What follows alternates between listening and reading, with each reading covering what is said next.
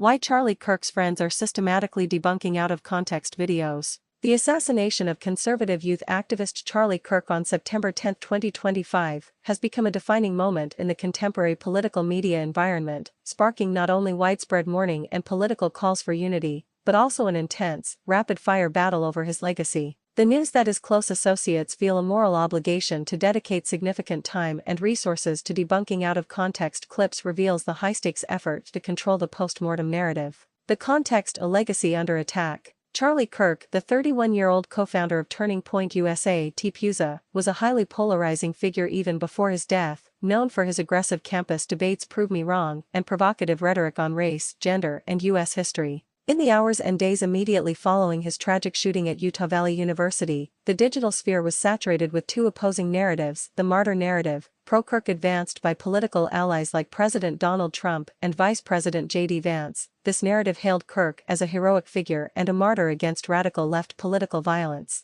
The condemnation narrative, anti-Kirk, promoted by critics. This narrative saw the moment as an opportunity to circulate Kirk's most controversial statements, often stripped of context, to justify or contextualize the antipathy he generated. The digital threat: out-of-context viral clips. The core problem cited by Kirk's friends and TPUSA staff is how easily platforms like X, TikTok, and YouTube reward extreme, out-of-context soundbites. Among the clips that circulated widely were Civil Rights Act comments. An old clip resurfaced where Kirk suggested the passage of the 1964 Civil Rights Act was a mistake. Controversial race and gender remarks. Clips highlighting Kirk's statements on affirmative action, black pilots, and his highly inflammatory rhetoric toward transgender individuals, which he famously called an abomination, were quickly and broadly shared to highlight the hostility his political views engendered. Gun control stance. His comment that a certain number of annual gun deaths were a worth it cost for preserving the Second Amendment was circulated to paint him as callous just moments after his death by gunfire.